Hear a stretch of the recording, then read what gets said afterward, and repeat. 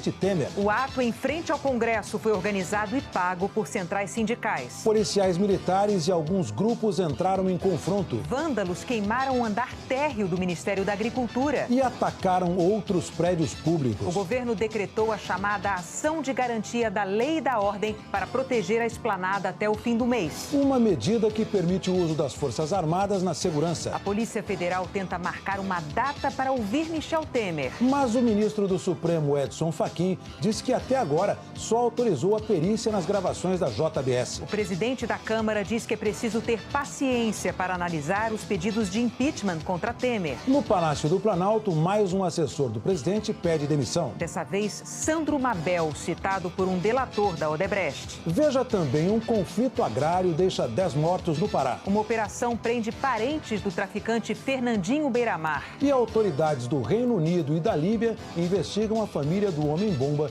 que atacou em Manchester. O Jornal Nacional está começando.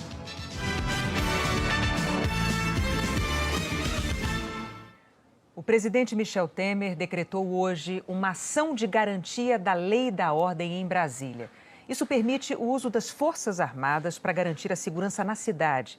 Segundo o Ministério da Defesa, foi uma solicitação da presidência da Câmara e também uma medida contra a violência registrada num protesto em frente ao Congresso. A manifestação foi promovida e paga pela CUT e pela Força Sindical. Os manifestantes pediam a saída do presidente Temer e eram contrários às reformas trabalhista e da Previdência. O protesto terminou em vandalismo. A manifestação começou com uma caminhada do estádio Mané Garrincha em direção ao Congresso. O protesto, organizado e pago pelas centrais sindicais, parou o trânsito na cidade. Só a Força Sindical trouxe 800 ônibus com manifestantes a Brasília, segundo o deputado Paulo Pereira da Silva. Mas quando chegaram na esplanada, alguns grupos conseguiram furar a revista da polícia. Foi quando começaram os confrontos.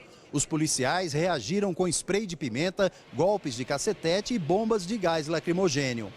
Mascarados atacaram com bombas caseiras, pedaços de pau e pedras.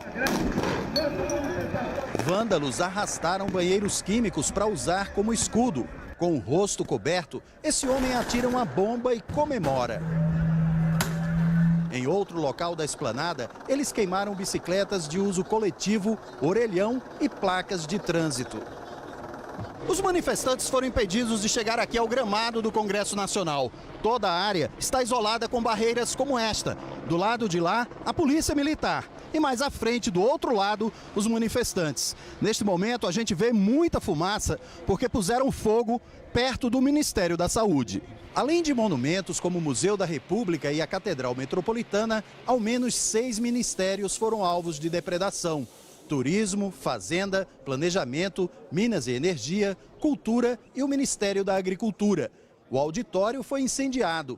A fumaça era vista de longe. Os bombeiros tiveram dificuldade para entrar na esplanada.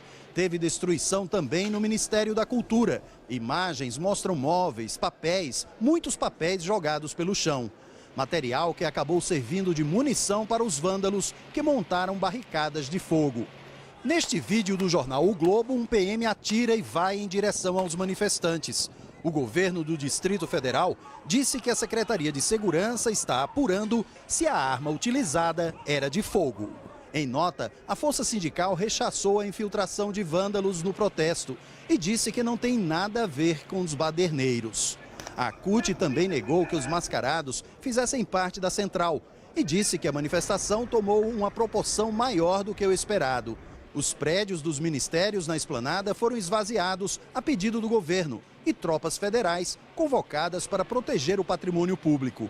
No meio da tarde, o ministro da Defesa anunciou que o presidente Michel Temer decretou a ação de garantia da lei e da ordem, autorizando o emprego das Forças Armadas na segurança da esplanada, do Congresso e do Palácio do Planalto. Levando em conta, fundamentalmente, que uma manifestação que estava prevista como pacífica, ela degringolou na violência, no vandalismo, no desrespeito, na agressão ao patrimônio público, na ameaça às pessoas, muitas delas servidores que se encontram aterrorizados e que nós estamos Nesse momento, garantindo a sua evacuação, o senhor presidente da República decretou, repito, por solicitação do senhor presidente da Câmara, uma ação de garantia da lei e da ordem. E nesse instante, tropas federais já se encontram aqui neste palácio, no Palácio do Itamaraty, e logo mais estão chegando tropas para assegurar que os prédios dos ministérios sejam mantidos incólumes. Segundo o Ministério da Defesa, o decreto de garantia da lei e da ordem é usado nos casos em que há o esgotamento das forças tradicionais de segurança pública e em graves situações de perturbação da ordem. Foi assim na Copa do Mundo, nas Olimpíadas e nas eleições. Nessas ações, as Forças Armadas agem em área restrita e por tempo limitado, a fim de garantir a integridade da população e o funcionamento das instituições. Os militares da Força Nacional fizeram um cordão de isolamento, não atuaram no confronto com os manifestantes. A PM calculou em 35 mil o número de manifestantes na esplanada. No balanço da Secretaria de Segurança do Distrito Federal, 49 manifestantes e policiais ficaram feridos. 7 vândalos foram presos por lesão corporal, desacato, porte ilegal de arma e dano ao patrimônio. Houve protestos também em outras capitais, pedindo a saída do presidente Temer e contra as reformas trabalhista e da Previdência. Em Salvador, os manifestantes fizeram uma passeata no centro da cidade. Teve manifestação também em Aracaju, em Belo Horizonte e em Porto Alegre. A ação de garantia da lei e da ordem decretada pelo governo federal em Brasília provocou a reação da oposição no Congresso. Um Congresso tenso. As cenas de empurra-empurra ontem no Senado se repetiram hoje na Câmara. Deputados discutiram, bateram boca. À tarde, a tensão explodiu, atingiu o ápice. Deputados trocaram empurrões, brigaram. A sessão está suspensa por 10 minutos. Não há a menor condição de continuar a sessão desse jeito. O motivo foi a confirmação dada pelo próprio presidente Rodrigo Maia do Democratas. Ele pediu ajuda da Força Nacional de Segurança Pública para tentar controlar a violência nas manifestações. O apoio das Forças Nacionais, sim. Agora, qual foi o instrumento que ele usou? É uma decisão do governo. Agora, de fato, o ambiente na esplanada era grave e para garantir, né, a segurança tanto dos manifestantes como daqueles que trabalham nos ministérios e na Câmara e no Congresso. Eu fui ao presidente, mas conversei com ele e achava que era importante que a Força Nacional pudesse colaborar nesse momento junto com a Polícia do Distrito Federal. O Palácio do Planalto informou que não havia homens suficientes da Força Nacional. Então, acionou as Forças Armadas. O líder da Rede Sustentabilidade criticou o uso das Forças Armadas. É tão absurda essa invocação das Forças Armadas para ocupar as ruas de Brasília e a esplanada dos ministérios, que o próprio ministro da Defesa tentou botar na conta do presidente da Câmara, que, por sua vez, retirou de sua responsabilidade a convocação. Portanto, é aquela história, como ninguém tem coragem de assumir uma medida tão grave e absurda, um tenta jogar a culpa no outro. Senadores, deputados criticaram o vandalismo durante as manifestações. As manifestações, elas são legítimas e garantidas na Constituição. Agora, o que a sociedade repudia é o uso da violência, a depredação do patrimônio público, o vandalismo, ou seja, pessoas que vieram realmente para provocar o caos, que queriam colocar fogo em prédios, colocar a vida de pessoas em risco, sangue correndo no meio da rua. Eu acho que isso não é manifestação legítima. Tem muita gente que veio aqui para protestar com seu direito, mas foi atrapalhado. Despreparo para a democracia. A praça é do povo para a pacífica manifestação em defesa dos seus interesses. O Estado de Direito Democrático tem os seus limites e hoje se superou os limites do Estado de Direito Democrático. Condenação àqueles que foram para as ruas para depredar, para agredir, e sobretudo agredir a consciência nacional. Durante todo o dia, governistas insistiram em falar em normalidade na Câmara, apesar da crise. As investigações têm que prosseguir. Esse é o desejo do governo, que elas possam se aprofundar, possam verdadeiramente contribuir para que possa o país ser passado a limpo, mas nada pode impedir que o nosso planejamento, nosso ritmo de trabalho seja paralisado. Mas nem o aliado, o deputado Paulo Pereira da Silva, acha que o presidente Temer tem condições de continuar a governar o país. Acho que ninguém mais acredita na continuidade do governo, aqui na Câmara. Só que ninguém fala, né? Acho que a grande maioria das pessoas aqui está esperando uma decisão do TSE, porque os outros caminhos...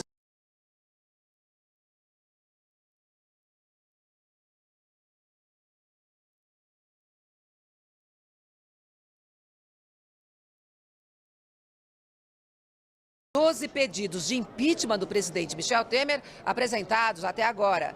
Maia ignorou os apelos. Ao chegar à Câmara, ele já tinha deixado muito clara a posição dele. Eu não posso avaliar uma questão tão grave como essa num drive-thru, não é assim. Não é desse jeito. Eu disse desde o início, o presidente da Câmara não será instrumento para a desestabilização do Brasil. E esse tem sido o meu comportamento, de muita paciência, calma. No Palácio do Planalto, além das votações no Congresso, outro foco do presidente Michel Temer é a defesa dele contra as denúncias feitas por Joesley Batista, o dono da JBS. Hoje, os advogados de Temer pediram ao Supremo para que o presidente só seja ouvido depois do fim da perícia nas conversas que o empresário gravou. O gabinete presidencial foi pego de surpresa. A defesa de Michel Temer recebeu um telefonema de uma escrivã da Polícia Federal. Era para acertar data, local e hora para o presidente da República prestar depoimento. O fato, considerado inadequado e precipitado pelos advogados de Temer, foi comunicado ao relator da Lava Jato, ministro Edson Fachin, do Supremo Tribunal Federal. O advogado Antônio Cláudio Maris de Oliveira argumentou que ainda precisa ser concluída a perícia no áudio gravado por um dos delatores, diligência extremamente necessária diante das dúvidas levantadas, e pediu que, se o presidente for ouvido, que seja pelo ministro Fachin ou por escrito. Fachin disse que apenas havia autorizado a Polícia Federal a fazer perícia nas gravações que envolvem o presidente na delação dos donos da JBS, mas não tinha deliberado sobre coleta de depoimento. Com foro privilegiado, o presidente da República tem prerrogativa de depor por escrito se for como testemunha. Não é o caso, porque Temer é investigado. Uma semana depois da divulgação da delação da JBS, Temer tem se dividido entre cuidar de sua defesa e agrupar sua base no Congresso. Nem o partido dele, o PMDB, está unido. Por isso mesmo, a bancada do Senado se reuniu com o presidente. Na longa conversa com Temer, os senadores PMDBistas desfiaram um rosário. Reclamaram da imprensa, do modus operandi das investigações do Ministério Público, que envolve muitos deles, e do que consideram conspiração para tomar o poder e acabar com a classe política. Também trataram do crescente descontentamento com Renan Calheiros, líder que tem falado por conta própria contra o governo, agindo como oposição. E Temer vem perdendo outros aliados de sua confiança que o assessoravam na presidência. A última baixa, a quinta, foi o ex-deputado Sandro Mabel, que deixou ontem o governo. O Ministério Público Federal de Goiás pediu abertura de inquérito para apurar se ele recebeu dinheiro de Caixa 2 da Odebrecht para a campanha de 2010. Ele era colaborador eventual, função não remunerada que é permitida na assessoria presidencial. O senador Eunício Oliveira participou da reunião, disse que todos os presentes declararam apoio ao governo e ouviram do presidente pedido para tentar manter o calendário de votação no Congresso. A crise, nós não podemos, ninguém pode esconder e dizer que não há uma crise grave no Brasil e não é apenas uma crise política, né? É uma crise política, uma crise econômica, né? Uma crise dentro de todas as instituições brasileiras. Então isso nos preocupa. Mas o presidente afirmou e reafirmou o seu propósito de continuar fazendo as reformas. A Procuradoria da República no Distrito Federal rejeitou hoje uma nova proposta da JBS para fechar um acordo de leniência, que é uma espécie de delação premiada das empresas. A JBS propõe agora pagar 4 bilhões de reais. Os procuradores querem que a multa seja de 11 bilhões. Inicialmente, a empresa tinha oferecido 1 bilhão, depois 1 bilhão e 400 milhões e agora fez essa nova oferta que foi rejeitada. As negociações continuam. O ministro do Supremo Tribunal Federal, Edson Fachin, mandou retirar do processo e colocar sob sigilo alguns áudios de ligações telefônicas gravadas na investigação ligada ao processo de delação de Joesley Batista. Edson Fachin tomou a medida depois da divulgação de uma conversa que não estava relacionada com o objeto da investigação. Essa conversa foi entre Andréa Neves, irmã do senador Aécio Neves, e o jornalista Reinaldo Azevedo. O relator da Lava Jato no Supremo Tribunal Federal chegou hoje ao trabalho e não parou para falar da divulgação das conversas interceptadas pela Polícia Federal. Uma das conversas foi do jornalista Reinaldo Azevedo com Andréa Neves, irmã do senador afastado Aécio Neves do PSDB, e que foi presa na Operação Patmos. Sem qualquer ilegalidade, a conversa tinha críticas de Azevedo à revista Veja, onde ele trabalhava, o que levou ao seu pedido de demissão. A conversa, divulgada por um site de notícias, estava entre as 2.200 gravações que tiveram o sigilo quebrado por decisão do ministro Luiz Edson Fachin na semana passada. Na última postagem no blog da Veja, Reinaldo Azevedo escreveu que não é investigado. Afirmou que tornar público esse tipo de conversa é só uma maneira de intimidar jornalistas e que há uma agressão a uma das garantias que tem a profissão. Segundo ele, a menos que um crime esteja sendo cometido, o sigilo da conversa de um jornalista com sua fonte é um dos pilares do jornalismo. Uma lei de julho de 1996, que trata da interceptação de comunicações telefônicas para prova em investigação criminal e instrução processual, diz no artigo 9º que a gravação que não interessar a prova será inutilizada por decisão judicial durante o inquérito, a instrução processual ou após, em virtude de requerimento do Ministério Público ou da parte interessada. A divulgação do grampo do jornalista conversando com a fonte dele provocou críticas de associações de imprensa e de integrantes do STF.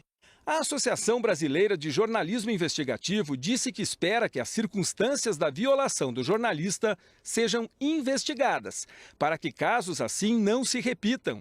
A Abrage defende a publicidade ampla de investigações envolvendo crimes de corrupção, mas reitera a necessidade absoluta de se preservar o sigilo da fonte de qualquer jornalista, um dos pilares da liberdade de imprensa e da própria democracia. A Ordem dos Advogados do Brasil repudiou a violação do sigilo entre jornalistas e suas fontes. Se quebrarmos esse direito, o que vem sendo feito de maneira recorrente, estaremos mutilando de forma irremediável o direito da sociedade ser informada.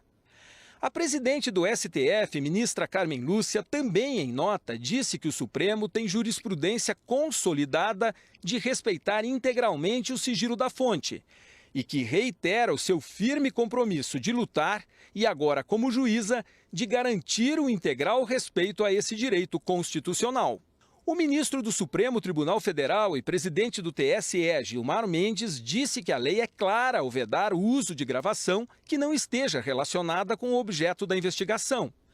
Para ele, o episódio envolvendo o jornalista Reinaldo Azevedo é um ataque à liberdade de imprensa e ao direito constitucional de sigilo da fonte. O decano Celso de Mello, ministro mais antigo do Supremo, disse que o sigilo da fonte é indevassável. A minha posição é a de que o sigilo da fonte representa uma garantia de ordem constitucional titularizada por qualquer profissional de imprensa e oponível a qualquer pessoa, inclusive às autoridades e ao poder público. É, portanto, um direito básico de caráter constitucional absolutamente indevassável. A Polícia Federal divulgou nota dizendo que fez as gravações por decisão judicial e que somente o juiz do caso pode decidir pela inutilização de áudios que não sejam de interesse da investigação. A PF também afirmou que a Procuradoria teve acesso a todas as mídias produzidas em sua íntegra. A Procuradoria-Geral da República declarou que não divulgou, não transcreveu, não utilizou como pedido, nem juntou o referido diálogo aos autos e que as referidas conversas gravadas pela Polícia Federal ainda não deram entrada na PGR, tendo entrada prevista para hoje, dia 24 de maio. Na decisão em que autorizou e prorrogou as interceptações telefônicas, o ministro Fachin deixou claro que a autoridade policial deveria separar as gravações descartáveis, juntar aos autos mídia contendo separadamente os diálogos interceptados, que não tenham pertinência com a investigação, conforme a lei de interceptações. Fachin acabou recebendo 2.200 gravações sem qualquer identificação e retirou o sigilo de todas. Hoje, no começo da tarde, o ministro Fachin decidiu retirar do processo todos os áudios das interceptações feitas pela Polícia Federal, já que os CDs com as gravações contêm conversas que não têm relação com a investigação. O ministro determinou que eles sejam separados e que passem a ficar novamente sob segredo de justiça. Na prática, Fachin voltou atrás, mas isso não terá efeito porque os advogados e a imprensa já tiveram acesso ao material.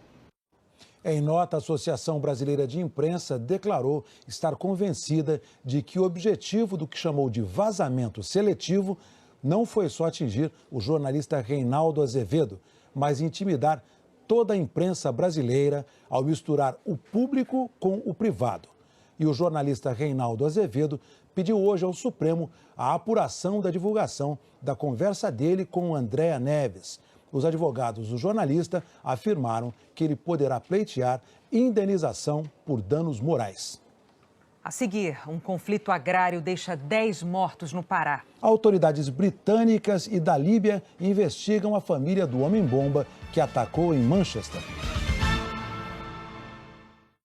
Agro, a indústria riqueza do Brasil. Melão é agro. Uma das culturas que mais utilizam mão de obra no sertão. 80 mil empregos gerados no Nordeste, região que produz a maior parte do melão brasileiro. O mais cultivado no país é o amarelo, mas há também o cantaloupe, o galha e o espanhol. Em 2016, a exportação rendeu 150 milhões de dólares. Com melão se faz suco, sorvete, sobremesas. De alto poder nutritivo, a semente pode ser consumida, torrada ou moída. Melão é refrescante. É fonte de vitaminas e de lucro. Melão é agro. Agro é tech, agro é pop, agro é tudo. Tá na Globo. Apoio Seara Gourmet, presunto de Parma, costelinha, hambúrguer, aprecie. E Ford Ranger, só ela tem 5 anos de garantia. E você, Maria Eduarda, você aceita o João como seu legítimo esposo? Na saúde, na doença, na calvície, no reumatismo, na incontinência urinária e na falência da empresa que ele vai abrir no seu nome. Quer saber tudo antes? Com o Globoplay dá. Baixe o aplicativo, assine e assista antes as séries da Globo. É a Globo Play. Dom Pedro oferece um jantar de boas-vindas a José Bonifácio. Quero que conheça as pessoas mais influentes do Rio de Janeiro. E Domitila decide ir ao evento para rever o príncipe, mesmo contra a vontade de Thomas. O que é que vocês estão fazendo aqui? Se você entrar naquele salão, será apenas mais uma das conquistas de Dom Pedro. Preste atenção, ou você vai embora agora, ou eu terei de romper o nosso trato. Amanhã, Novo Mundo.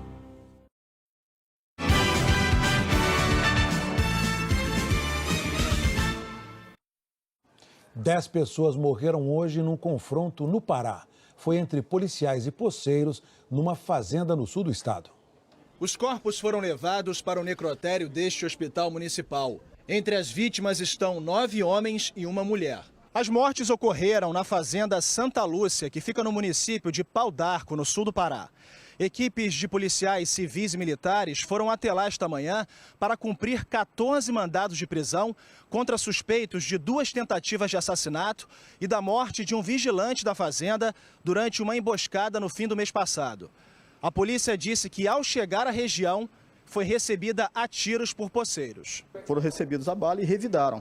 Após uma incessante troca de tiros, acabou se constatando justamente esse fato grave, que foram o óbito de 10 pessoas. A polícia afirmou que apreendeu 9 armas na operação. Nenhum policial ficou ferido. Segundo a polícia, pelo menos 4 dos mortos no confronto de hoje eram suspeitos de participação nos crimes. Desde 2015, a fazenda Santa Lúcia foi invadida 3 vezes. Em abril deste ano, o dono da propriedade conseguiu na justiça a reintegração de posse. Peritos do Instituto Médico Legal de Marabá estão a caminho de Pau d'Arco para começar a fazer a perícia nos corpos. Acima de tudo, é equipe isenta, imparcial, técnica, que vai realmente verificar o que houve.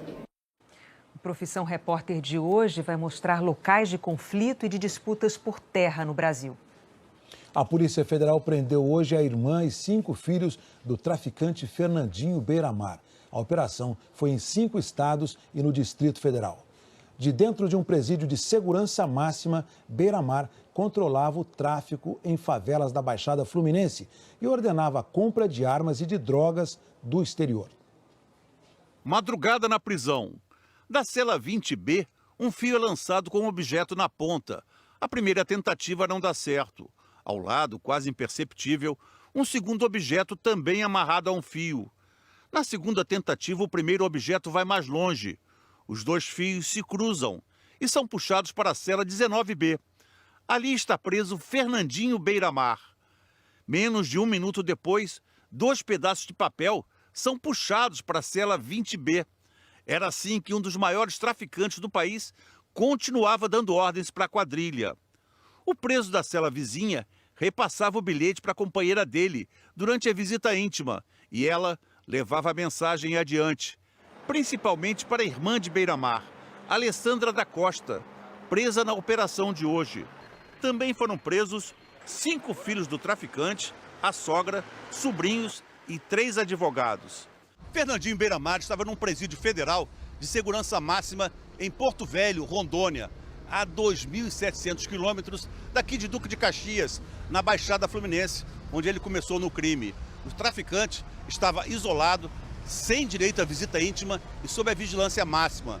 Mesmo assim, os policiais descobriram que ele continuava comandando com mão de ferro as atividades criminosas e até o fornecimento de serviços como venda de gás, internet e mototáxi a pelo menos 13 comunidades daqui da região. Conseguimos descobrir que Beiramar chega a oferir um lucro líquido mensal de aproximadamente R$1 milhão.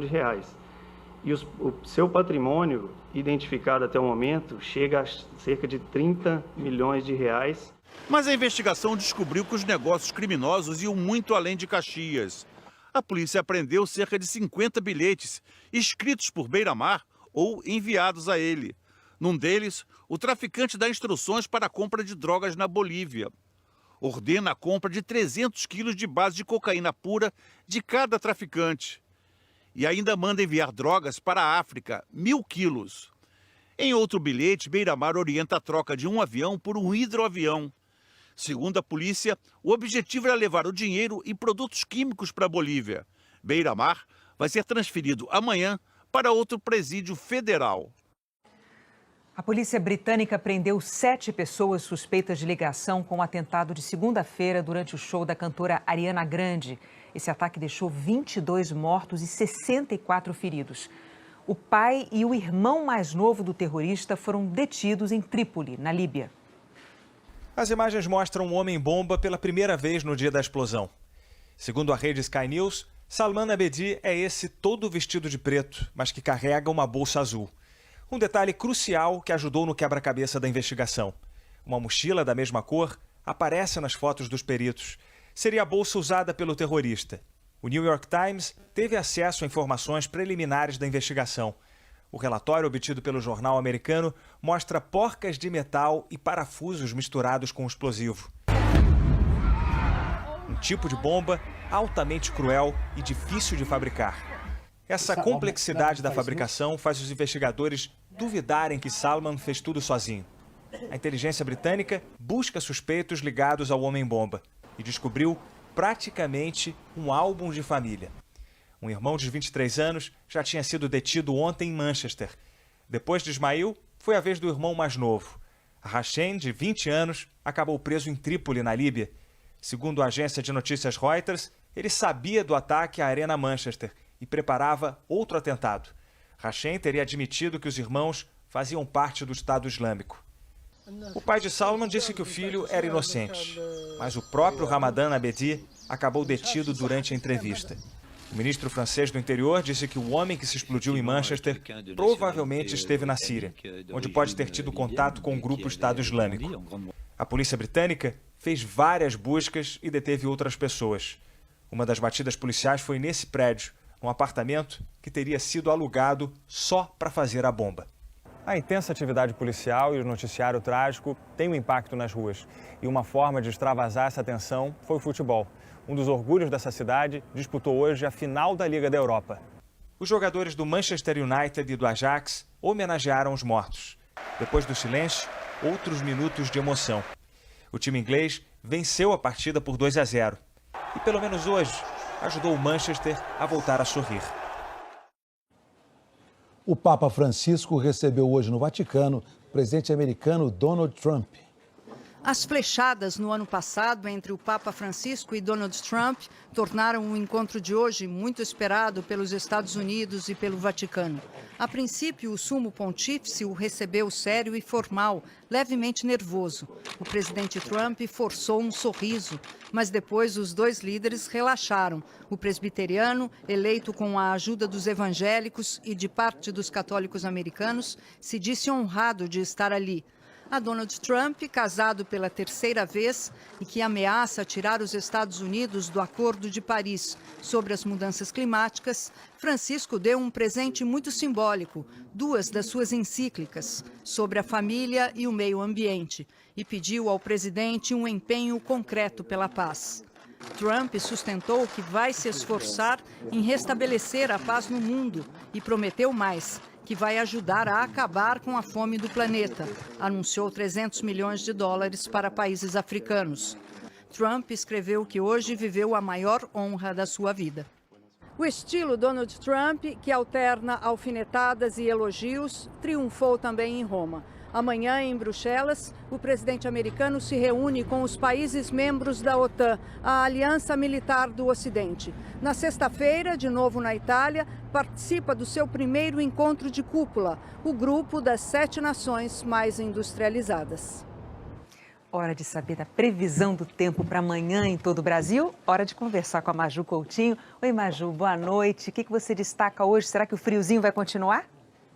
Oi, Renata, em alguns lugares continua assim. Boa noite para você, para o Heraldo e para todos, mas eu destaco o perigo lá no sul amanhã, lá na fronteira com o Uruguai, onde a chuva pode chegar com volume, raios, rajadas e até queda de granizo. Uma frente fria que vem do Uruguai vai se aproximar da região sul do Brasil. Pode chover também em outras áreas do Rio Grande do Sul e em pontos de Santa Catarina, mas com menos intensidade. Porto Alegre vai ser a única capital da região com previsão de chuva, 29 graus de máxima. Do sul, a gente vai para o leste do Nordeste, que está no foco de novo, principalmente áreas entre Sergipe e Pernambuco e Alagoas. E é o segundo dia seguido, que o trio Recife, Maceió e Aracaju aparece aqui na nossa previsão. Pode ser um dia inteiro de chuva na capital pernambucana e também na alagoana. Chuva também no Espírito Santo.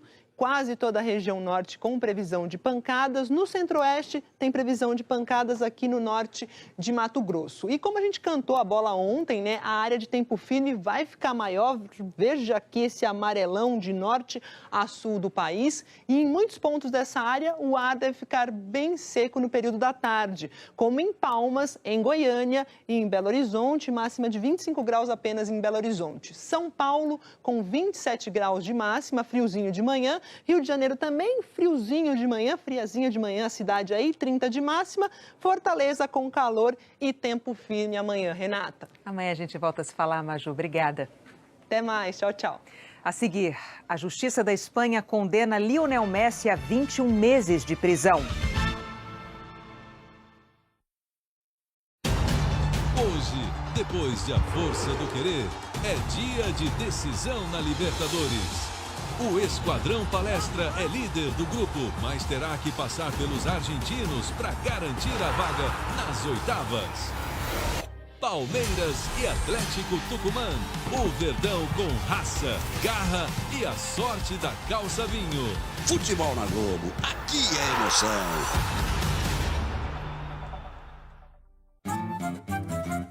O governo do estado de São Paulo trabalha sério para levar mais saúde à região da Baixada e Vale do Ribeiro.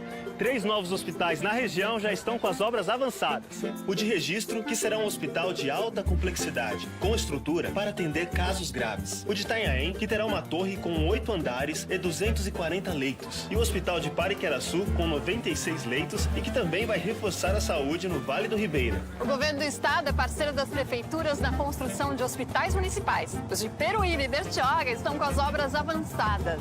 E o Hospital dos Estivadores, em Santos, já atende milhares de pacientes. É muito bom ter um hospital perto, com atendimento muito bom. Também foram entregues 2 unidades da rede de reabilitação Luci Montoro.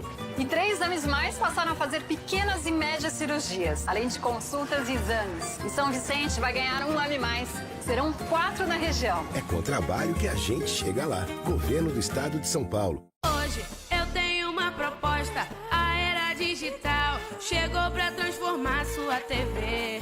Faz assim, é só ligar sua TV numa antena. Assim, do tipo HF que é a certa. É sim, é só sintonizar a Globo e pronto. Enfim, chegou a Globo Digital. Hoje assista a Globo com qualidade total grátis. É digital, é de graça, é Globo. A Globo Digital pegou. Minha mãe falou o que do Zeca? Que ele era doidinho por ti. Dando a entender que se tu, estalasse o dedo, ele vinha. Vem mesmo. Não mentiu em nada, não. Zeca está noivo de Geisa. Mas será que ele realmente conseguiu tirar Ritinha da cabeça? Você ainda sente alguma coisa por essa Ritinha? Por menor que seja. Sente. Eu preciso saber a verdade. Daqui a pouco, A Força do Querer.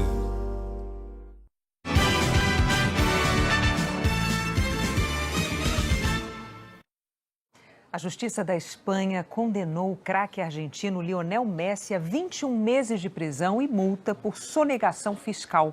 Segundo a acusação, o jogador do Barcelona não pagou o imposto de renda relativo a direitos de imagem de 2007 a 2009. Apesar da condenação, a imprensa espanhola afirma que Messi não vai ser preso por não ter antecedentes criminais e porque a pena é inferior a 2 anos. Além do imposto devido, que já foi pago, Messi foi multado em 2 milhões de euros, aproximadamente 7 milhões e 600 mil reais. E logo mais tem futebol na Globo. Kleber Machado já está na Arena Palmeiras. Vamos falar então com o Kleber Machado. Olá, Kleber. Boa noite. Quais são as suas informações? Tudo bem, Heraldo? Boa noite a todos. Olha, o Palmeiras está muito perto de se classificar e se juntar a Botafogo, Santos, Atlético Paranaense e Atlético Mineiro, que já estão classificados. Amanhã o Grêmio deve se classificar, Chapecoense e Flamengo ficaram fora. O Palmeiras, mesmo que ele perder do Tucumã aqui por 1-0, ele se classifica. A questão do Palmeiras na Libertadores é que, na teoria, seria um grupo fácil, 6 jogos, sem muito suor. Não foi bem assim. O Palmeiras fez gol em finais de partidas. As coisas não foram muito fáceis. Hoje são mais de 30 mil torcedores aqui. Depois da frustração de ser eliminado na Libertadores, o Flamengo joga contra o Atlético Goianiense. O primeiro jogo foi 0-0. Tem também Paraná e Atlético Mineiro pela Copa do Brasil. E ainda tem Bahia e Sport, Copa do Nordeste, decisão. O primeiro jogo foi 1-1. Tudo depois de A Força do Querer. Heraldo, Renata. Obrigado, Kleber, pelas suas informações. Depois do futebol tem Profissão Repórter e em seguida o Jornal da Gente Temer. O ato em frente ao Congresso foi organizado e pago por centrais sindicais. Policiais militares e alguns grupos entraram em confronto. Vândalos queimaram o andar térreo do Ministério da Agricultura. E atacaram outros prédios públicos. O governo decretou a chamada Ação de Garantia da Lei e da Ordem para proteger a esplanada até o fim do mês. Uma medida que permite o uso das Forças Armadas na segurança. A Polícia Federal tenta marcar uma data para ouvir Michel Temer. Mas o ministro do Supremo, Edson Fachin, disse que até agora só autorizou a perícia nas gravações da JBS. O presidente da Câmara diz que é preciso ter paciência para analisar os pedidos de impeachment contra Temer. No Palácio do Planalto, mais um assessor do presidente pede demissão. Dessa vez, Sandro Mabel, citado por um delator da Odebrecht. Veja também, um conflito agrário deixa 10 mortos no Pará. Uma operação prende parentes do traficante Fernandinho Beiramar. E autoridades do Reino Unido e da Líbia investigam a família do homem-bomba que atacou em Manchester. O Jornal Nacional está começando.